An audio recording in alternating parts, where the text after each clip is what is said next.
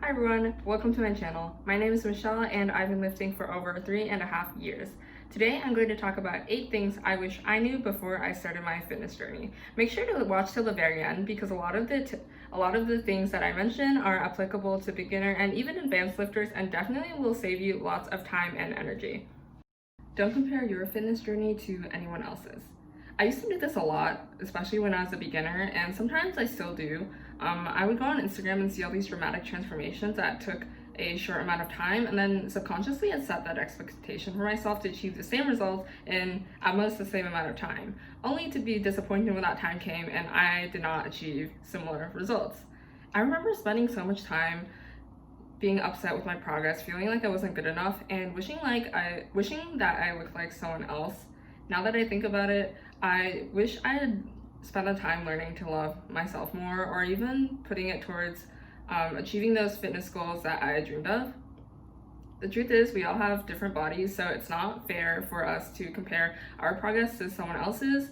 There are so many different factors that can affect your results, including your genetics, which you have no control over, your body composition, how long you've been lifting, training, and your nutrition, and more.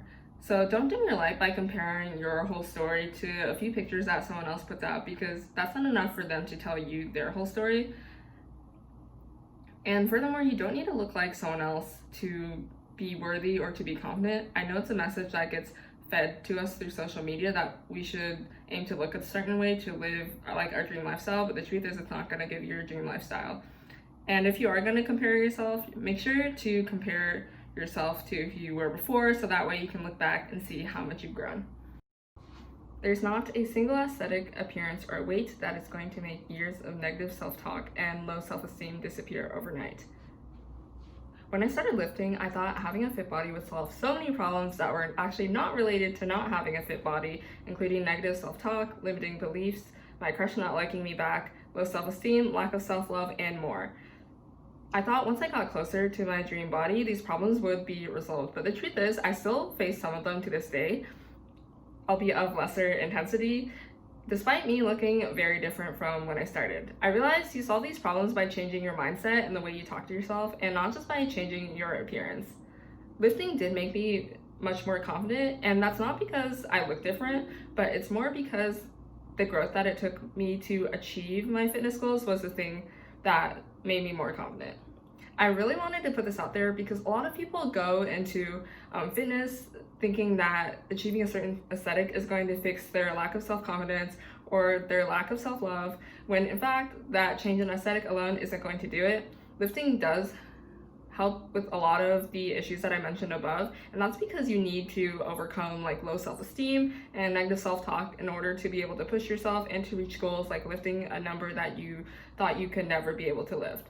And that's what ultimately made me more confident, and that's why I think people should lift. Not just because it changes your appearance, but because it requires you to change the way you think about yourself in order to reach your goals. You don't need to fit cultural beauty standards to be beautiful. I'm Chinese, and I grew up in a predominantly East Asian suburb in California, so I'm no stranger to East Asian beauty standards. I also spent many years figure skating, which is a sport that prefers a body type that I don't have, which is a body that's slim and petite. When I was younger, I got called fat by some girls my age and also by this one Chinese mom at the skating rink. It made me wish that my muscular thighs and my calves were smaller, that the number on the scale was lower, and that I looked more like the other Asian skaters at my rink. I remember in senior year of high school, I was able to lose 10 pounds I put on from stress and emotional eating by eating very little and giving up my favorite foods. And I remember feeling so happy that I'd finally gotten somewhat close to the beauty standards I grew up with. When I started lifting, I got comments on how I was going to be muscular and how men wouldn't like it from my family, and that definitely stung a bit. Over the past few years, I learned I'm never going to fit into everyone else's beauty ideals, and that it's perfectly fine. I'm never going to look like a K-pop idol or some figure skater, and that doesn't make me any less beautiful. In fact, I think muscle definition is beautiful, and gaining muscle has made me feel so strong, sexy, and badass. So why would I deny myself those feelings just to please other people? Find a community or a mentor early on. If you want to get good at anything, you need to find a mentor or a community for your interest. This is so important, and I wish I did it before I started because it could have saved me a lot of time and energy. I actually didn't make much physical or strength progress in my first year because I honestly didn't know what I was doing and I didn't do enough research. I couldn't figure out why I wasn't improving, and I didn't have lifting friends to observe and give me advice, so I ended up making a lot of beginner mistakes. Interacting with more experienced lifters will help you avoid those common mistakes, get you help on your form, your advice, and your diets, and get you the support that you need to get you through tough times. It might be scary to go out and find people to become friends with, especially if you're on the shyer side like I am, but trust me, it's definitely worth it in the long run. I would recommend making friends with more experienced lifters in your circle or through your friends, or even through your gym if it's open. Otherwise, I'd also recommend going online to online fitness communities like r/xxfitness, r/strong curves, r/women's bodybuilding, which are all subreddits on Reddit, or the Facebook groups Fellow Asian Fitness and Asian Barbell Family. The first three are primarily for women, and the last two are primarily Asian lifters, but anyone can join regardless of what ethnicity you are. And they're all great places to find or ask for nutrition or lifting advice. I've seen a lot of people help other people out, so if you need help, definitely go there. You can eat the foods you love in moderation and still make progress. Before I started lifting, I thought that I had to give up my favorite foods and bad carbs in order to lose weight because of some bad dieting advice I'd read on the internet. For me, this meant giving up things like white rice, a Chinese staple, pastas, sugary desserts, and bomb Chinese food just because it's oily, spicy, or fried. My goal was to eat as little as possible, but enough to where I didn't feel like I was starving, which honestly still wasn't enough. I did something similar at UCLA, and I ended up overeating junk food almost every week I tried this diet because I was just way too deprived and too hungry. As a result, I barely lost weight despite eating very little, and eventually realized I had disordered eating, and I fixed this by stopping tracking macros and allowing myself to have the foods that I loved. And because of that, I've been able to make so much more physical progress in the last 3 years because I'm no longer tempted to overeat foods I like because I already get them pretty often. This allows me to stay on top of eating healthy, which gives me energy to kill it in the gym. Additionally, now I'm much happier because I can have my favorite foods every day and eat out knowing that it's not going to ruin my progress, and that has made my relationship with food and fitness so much better. Focus on maintaining healthy habits and the results will come. When I started, I was primarily focused on aesthetics, especially getting abs and a big booty, and I would see a lot of dramatic glute transformations and expect to make the same results in the same amount of time, only to get discouraged because I wouldn't get the same results like I mentioned in one of my earlier things I wish I knew.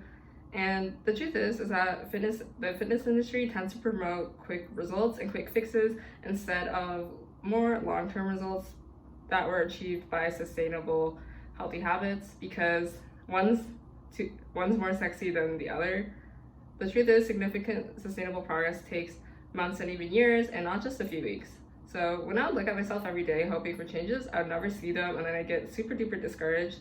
I actually made the most progress once I stopped doing that and once I focused on eating at my macros 5 to 6 days a week, going to the gym consistently, and adding weight to my exercises.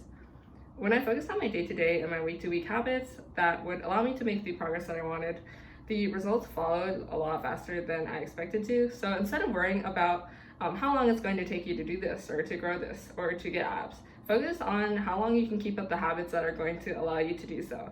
And then once you do that and you implement and you execute consistently, the results will come. Set non-aesthetic fitness goals.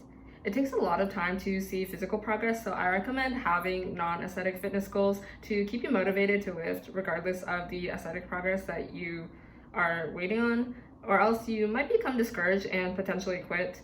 I initially started lifting to reach some aesthetic goals, but throughout my lifting journey, I've realized that there is so much more to lifting than as a means to an end appearance. I've been able to lift more than I ever thought I could, do multiple pull-ups, conquer tough workouts, and push myself past my comfort zone, and that has been so fun. Some examples of non-aesthetic fitness goals are lifting X pounds or kilos, working out X times a week, getting your first pull-up, getting your first push-up, or finishing a workout program. I like having a mix of performance-based goals and habit-based goals because it'll give you some goals that you have complete control over. You need to gain weight to gain muscle. Both cultures I grew up in discouraged women from gaining weight, so the thought of doing it intentionally was a bit scary. I actually spent my first year not making much physical or strength progress because I tried to lose the little fat that I had to reveal muscle I had never built for most of the year. Unless you're a beginner, you haven't lifted for a while, or you have high levels of body fat, you need to gain weight in order to build muscle. And I realized I want to tell you that gaining weight isn't inherently a bad thing. In fact, it's allowed me to work out harder, build muscle, get my first pull-ups, and eat more of the foods that I love, and that has made me more confident and more happy. A lot of women are afraid to gain weight because of societal conditioning and cultural beauty standards, but I can tell you that has been so worth it for my self-confidence and mental health. If you want to learn how I gained weight to build muscle, check out my How I Grew My Glutes video where I discuss what I did and what I ate in detail. That's all I have for today. Thank you so much for watching. If you liked what you saw, then feel free to drop a like and subscribe to my channel for more fitness content. Also, make sure to follow my Instagram at @themishfit to see what I'm eating, what workouts I'm doing, and to get tips and tricks on how to achieve your fitness goals.